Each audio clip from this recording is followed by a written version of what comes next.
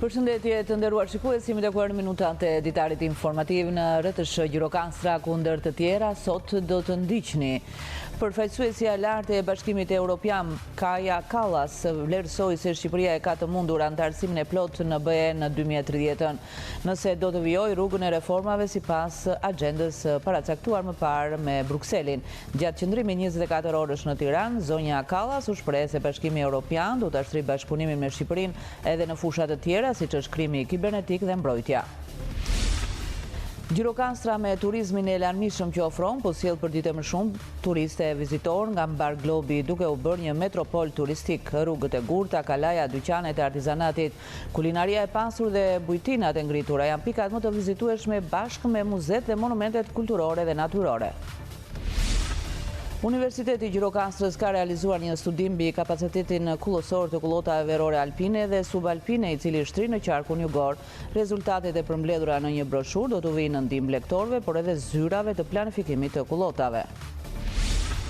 Në një kohë kur shumë të rinj largohen nga vendlindja, Spiro Dhima ka zgjedhur të qëndrojë në Gjirokastër për të ndërtuar të ardhmen përmes bletarisë me mbi 200 koshere të trashëguara nga familja, jo vetëm ruan një traditë, por e kthen atë në një model suksesi dhe qëndrueshmërie.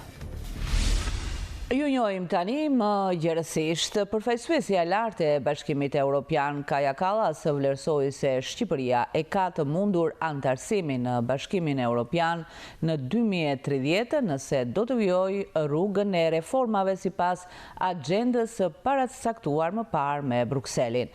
Gjatë qëndrimit 24 orësh në Tiranë, zonja Kallas u shpreh se Bashkimi Evropian do të ashtrijë bashkëpunimin me Shqipërinë edhe në fusha të tjera, siç është krimi kibernetik dhe mbrojtja. Anëtarësimi i Shqipërisë në Bashkimin Evropian në 2030 është një objektiv realist. Përfaqësuesja e lartë e Bashkimit Evropian, Kaja Kallas, në konferencën për shtyp në Tiranë me kryeministrin Edi Rama, tha se është dakordsuar plani i veprimit për çeljen e grup kapitujve të anëtarësimit. Kryeministri Rama tha se Shqipëria do të jetë pjesë e Unionit deri në vitin 2030. 2030 është një objektiv realist, po është, në rast se ndërmarrim hapat e dur gjatë rrugës, Shqipëria me hapat e saj me reformat që duhen bërë dhe ato që janë bërë, sundimi i ligjit gjithashtu që është i rëndësishëm dhe themeli i Bashkimit Evropian dhe i begatisë së një vendi, nëse kanë besim tek ligji juaj, po është realist nëse të gjithë bëjnë detyrat e shtëpisë. Përderisa Bashkimi Evropian e ka hapur derën dhe për herë të parë një plan të dakordsuar me Bashkimin Evropian për të mbyllur negociatat në 2027. Një periudhë 2 vjeçare ratifikimesh për të qenë realist, që konkludon me 2030-ën në tryezën e Bashkimit Evropian. Në 11 maj ne do të marrim rezultatin e nevojshëm për ta çuar përpara këtë proces. Bashkimi Evropian do të vijojë partneritetin strategjik me Shqipërinë të nënshkruar dhjetorin e 2024 dhe në fusha të tjera, siç janë krimet kibernetike, hakerimet, por edhe lufta ndaj terrorizmit. Zëvendës kryeministja Belinda Balluku nënshkroi me Bankën Evropiane të Investimeve gjatë kësaj konference për shtyp një financim për hekurudhat shqiptare si pjesë e korridorit të 8. Duam të zgjerim bashkëpunimin në fusha të reja, si për shembull për të luftuar kërcënimet hibride, të luftojmë terrorizmin. Bashkimi Evropian ka ofruar rreth 13 milionë euro për të përmirësuar përgatitjen e forcave të armatosura në Shqipëri. Nuk ka ndonjë rrugë të shkurtër për të arritur në BE përveç performancës së duhur në reforma. Kryeministri Edi Rama në krah të zonjës Kallas tha se ishte krenar për reformën në drejtësi dhe posaçërisht për SPAK-un. Përfaqësuesja e lartë për politikën e jashtme dhe sigurinë në Bashkimin Evropian, pas Tiranës do të ndalojë në Bosnjë Hercegovinë, pasi më herët ishte edhe në Malin e Zi. Fletët e votimit për diasporën kanë bërritur në Shqipëri pasi u printuan në Sloveni. Ato janë vendosur në ambientet e Parkut Olimpik në Tiranë, ku në datë 9 prill KQZ do të nisë paketimin. KQZ bën me dije se fletët e votimit do të mbërrinë në Europë nga datat 15 prill deri në 22 prill, ndërsa në kontinentet e tjera nga 15 në 25 prill. Fletët e votimit për diasporën kanë bërritur në Shqipëri pasi u printuan në Sloveni. Ato janë vendosur në ambientet e Parkut Olimpik në Tiranë, ku në datën 9 prill KQZ do të nisë paketimin. Por si do të votojnë emigrantët? Zarfi që unë kam në duar do të shkojnë në shtëpit apo në adresat e deklaruara të gjithë qytetarëve shqiptar, të cilët jetojnë jashtë vendit dhe do të ushtrojnë të drejtën e votës në zgjedhjet parlamentare të 11 majit. Zarfi i parë është zarfi B, i cili ka një barkod që përmban shtetin edhe qarkun. Shtetin ku ndodhet emigranti i cili do të ushtrojë të drejtën e votës dhe qarkun se ku vota e tij do të numërohet. Në brendësi të zarfit B qëndron zarfi A, por një kohësisht edhe një udhëzues, i cili ju tregon të gjithë qytetarëve mënyrën se si vota e tyre të jetë e vlefshme në zgjedhjet e 11 majit. Gjithashtu, Komisioni Qendror i Zgjedhjeve këshillon të gjithë qytetarët që as zarfin B, por as zarfin A, i cili përmban fletën e votimit, të mos lën asnjë shënim, pasi në këtë mënyrë vota e tyre do të jetë e pavlefshme. Brenda zarfit A qëndron fleta e votimit, aty ku të gjithë qytetarët të cilët jetojnë jashtë vendit do të kenë të mundur të ushtrojnë të drejtën e votës, që vota e tyre të jetë e vlefshme. Në rastin e tij më të mirë do duhet të votojë partinë ose koalicionin të cilin ai dëshiron dhe nga ana tjetër në listë të hapur të votojë kandidatin i cili i përket këtij koalicioni apo këtij subjekti politik. Mirëpo në rastet të tjera, ku vota sërish mund të konsiderohet e vlefshme, është rasti kur qytetarit voton vetëm partinë apo koalicionin që dëshiron dhe nuk voton ose më saktë nuk ka një kandidat të preferuar. Një tjetër mundësi se si vota juaj mund të jetë e vlefshme në 11 maj është votimi i vetëm kandidatit të preferuar. Sipas afatit zyrtar, çdo zarf që mbërrin pas orës 19 të datës 11 maj nuk do të numërohet. KQZ bën me dije se fletët e votimit do të mbërrin në Europë nga data 15 deri në datën 22 prill, ndërsa në kontinentet e tjera nga data 15 deri në 25 prill.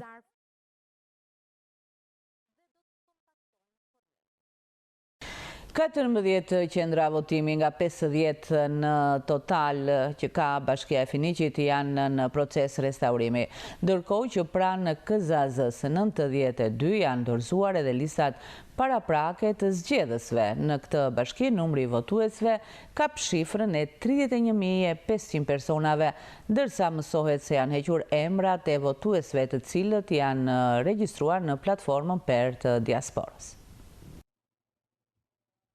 Komisioni Zonal Zgjedhor numër 92 do të administrojë procesin e zgjedhjeve parlamentare të 11 majit në Bashkinë e Finiqit. Të gjithë anëtarët e komisionit po ushtrojnë detyrën e tyre ligjore dhe kanë inspektuar 50 qendrat e votimit që ka kjo njësi vendore. 14 qendrat e votimit kishin probleme me strukturën ndërtimore, ku drejtuesit vendor kanë marrë të gjitha masat për rikonstruksionin e tyre.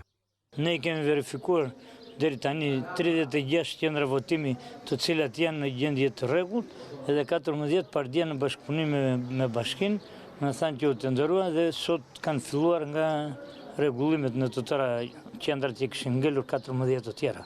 Njëkohësisht, koordinatori i Bashkisë Finiq me KZAZ-n 92 ka dorëzuar tek e fundit listat paraprake të zgjedhësve. Erdhën të tëra listat janë dorëzuar listat të cilat do vendosen në qendrat të votimit për verifikimin e qytetarëve që do vendosen që do vënë atje, se ato të terrenit i kemi nxjerrë 2-3 herë. Edhe listat të cilat do punojnë komisionerët. Numri i votuesve të regjistruar në Bashkinë e Finiqit është 31.500, pasi janë hequr emrat e votuesve të cilët janë regjistruar në platformën e emigrantëve.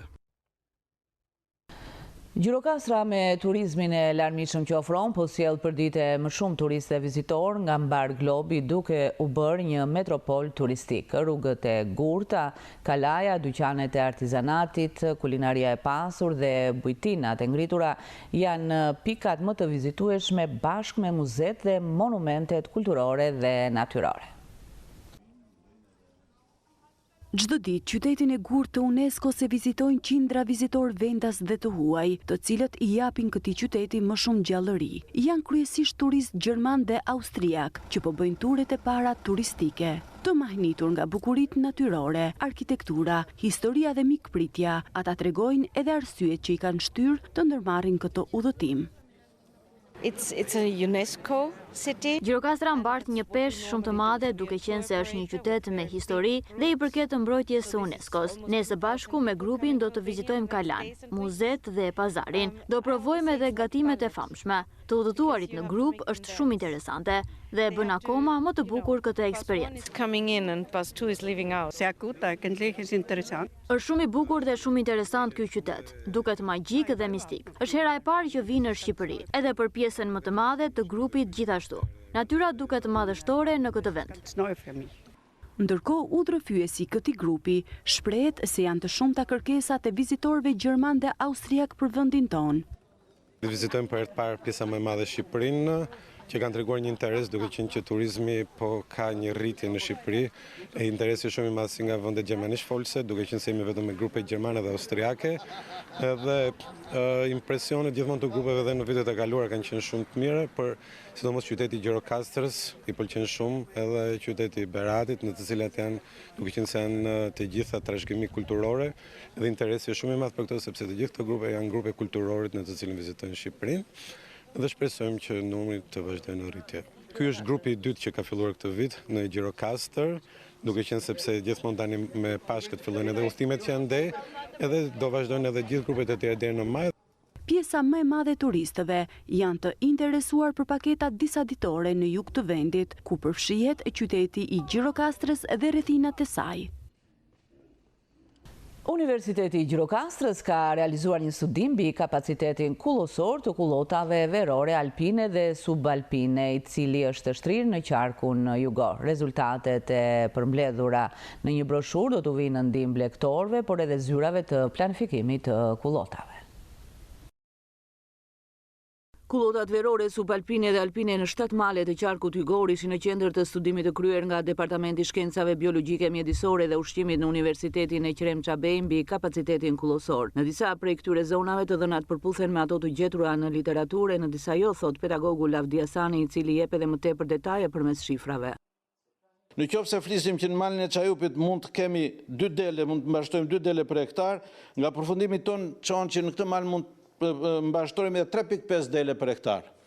Në qoftë se në malin e Murganës njohim 5.4 dele për hektar, ne njohim me siguri 4 dele për hektar të mbashtohen. Në malin e Dhëmbelit nga 2.7 dele në të njëjtin kot në angelet edhe neve. Në malin e Trebeshinës nga 5.3 në të njëjtin kot në angelet edhe neve na kërkimi. Në malin e Gjerë nga 3 dele, por në të njëjtin kot ngelemi edhe ne. Në malin e Lucës nga 2 dele mund të mbashtohen dhe 2.6 dele, dhe në malin e Mërçkës nga 2.7 dele mund të mbashtohen deri në 3.5 dele. Por çfarë lindë e nevojshme? Lindë e nevojshme që ky studim duhet përsëritet dhe jo të jetë se ky është një studim një vjeçar. Dhe një vjeçar, si bën koha, si zhvillohet bimësia, atë nuk është normalitet që ti të nxjerrësh një konkluzion definitiv. Nëse ky studim do të përsëritesh disa vjet radhë dhe të nxjerrë një mesatare që ku ndikonte edhe klima, edhe rreshtet e gjitha, atëherë do të ishte shumë më garantuar dhe shumë më signifikative rezultati që do të merrim. Ky studim vjen pas atij të Institutit Kamzës në 82-shin, bën të ditur koordinatori Sadik Malo, i cili tregon se kur e ka marrë shtysën për të realizuar një projekt të tillë. Është i pari projekt në Gjirokastër, po kështu dhe në Shqipëri mund të themi përsa i përket kullotave dhe përsaktimit të kapacitetit kullosor. Një studim i tillë është bërë në vitin 82-83 në Institutin e Kamzës nga profesor Gani Lipe, ndërsa më pas nuk ka të dhëna të tjera. Kështu që ne indicia që na shtyu për këtë marrë këtë lloj projekti si Departamenti i Shkencave Biologjike, Mjedisore dhe Ushqimit, është sepse në temën e doktoraturës time për larmin bimore, unë ndesha me blegtor duke studiuar bimësinë dhe ata kishin problem kapacitetin kullosor dhe bikullotin. Ka kullota të cilat e plotësonin normën për sa i përket sifaqes kullosore dhe ka kullota tjera të cilat ishin më të varfra. Kështu që binin kundërshtim, disa kullota ishin me numër më të lartë të blegtorisë dhe disa të tjera ishin me numër më të paktë. Gjithë puna dhe rezultatet e këtij studimi janë botuar në një broshurë e cila do të vinë në ndihmë blegtorëve të rajonit si dhe specialistëve dhe zyrave rajonale të planifikimit të kullotave. Ky projekt u financua nga Agjencia Kombëtare e Shoqërisë së Informacionit në masën 80%, ndërsa pjesa tjetër nga Universiteti i Gjirokastrës. Në një kohë kur shumë të rinj largohen nga vendlindja, Spiro Dhima ka zgjedhur të qëndrojë në Gjirokastër për të ndërtuar të ardhmen përmes bletarisë. Me mbi 200 koshere të trashëguara nga familja, ai jo vetëm mëruan një traditë, por e kthen atë në një model suksesi dhe qëndrueshmërie. Të ritësh blet është diçka e veçantë për shumë njerëz. Ky është edhe pasioni i Spiro Dhimës, i cili prej shumë vitesh i është përkushtuar bletarisë. Për të dhe familjen e tij, zanati i bletritësit është një traditë e trashëguar në breza, tashmë me ngrohjen e motit dhe ardhjen e pranverës. Bletritësi Dhima, një pjesë të mirë të ditës, ja kushton për kujdesjes për kosheret me blet. Bletaria në familjen tonë ka qenë gjithmonë një trashëguar, nga gjyshi tonë, babait tonë, edhe neve kemi prezente. Patjetër, sigurisht që unë jam bashkë me vllajin tim. Ai pohon se rritja e bletëve tashmë nuk është thjesht një pasion, pasi është kthyer në një biznes të mirëfillt familjar dhe madje nuk nguron të shprehet se fal prodhimit dhe tregëtimit të mjaltit, siguron të ardhurat për familjen. Mjaltra produktet e bletarisë tonë ne i shesim në Gjirokastër edhe me gjerë. Duket se dimri jo shumë i acartë ka ndikuar në mbarvajtjen, megjithatë bletritësit në mbarvendin po përballen me një fenomen të zhdukjes së bletëve. Muajt më të bukur janë këto që thamë, prill dhe maj, pasi në këtë periudhë dhe gjithë natyra çel, lulëzimi është masiv, edhe deri në fillim të korrikut. Si vjet është koha pak akoma kapriçoze, të shohim se si do vej gjatë muajit maj, pasi aty përcaktohet edhe momenti i prodhimit, nëse do ketë apo jo. Pasioni kaq i dashur dhe i trashëguar në breza, duket se do të vazhdoj për familjen Dhima. Bletët janë pjesë e familje, si një plotësim për mua. Çdo bletritës gjatë kujdesit për to, gjen paqe dhe qetësi. Ata e din mirë këtë, shprehet Spirua. Tashmë bletaria është një prej sektorëve fitimprurës të ekonomisë lokale në Gjirokastër. Në qytetin e Gjirokastrës, kohët e fundit po vjetre një interes i lartë nga vendas, por edhe të huaj për apartamente me qira dhe shitje. Sipas agjentëve imobiliar, ka patur një krizë pasi ka mungesë të ambienteve për shkak se ato jepen më tepër në Booking dhe të tjera platforma online. Interesi për pasuritë të paluajshme në qytetin e Gjirokastrës gjatë muajve të parë të vitit ka qenë tepër i lartë, por problematike ngelet gjithmonë mospatja e apartamenteve apo mosgjetja e apartamenteve të cilat më tepër po japin në Booking kohët e fundit. Kërkesa për apartamente me qira po vjen duke u rritur nga viti në vit. Agjentët e pasurive të paluajshme thonë se kjo periudhë ka qenë paksa në krizë pasi shumica e apartamenteve jepen në Booking dhe Airbnb, ndërkohë që çmimet kanë lëviz me një rritje prej 10 deri në 15%. Apartamentet me qira pothuajse nuk kemi patur fare, ka qenë shumë krizë në kuptimin për arsye sepse këto apartamente janë të gjitha në Booking dhe Airbnb dhe punohet me të huaj. Por që qyteti ka kërkesat e veta, qoftë për zonën Mozale, qoftë për lagjen 18 shtatori. Kërkesat më të shumta janë në lagjen 18 shtatori, për sa i përket familjarëve, por dhe personave të ardhur me punë që e marrin në bazë të kërkesave që janë nga një muaj dhe në 3 muaj. Por sërish prap nuk kemi gjendje. Çmimet pak fare kanë luajtur, diku tek 10 deri në 15% ka patur luhatje, por nuk ka qenë në çmimi pjesa e asaj që ka ndikuar. Ndërkohë që interes ka patur edhe për shitje nga individ vendas dhe të huaj, kryesisht në pjesën muzeale të qytetit, por pjesa më e madhe e shtëpive janë shitur, duke bërë të pamundur gjetjen e ambienteve të lira. Nuk kemi gjendje, sepse nuk shesin më, nuk ka më prona në Gjirokastër për shitje. Edhe pjesa muzeale nuk kemi prona, janë pothuajse janë rezauruar, se qyteti kaq i vogël që është me fjalë, kërkesa ofertë është më shumë kërkesë për blerje se sa shitje.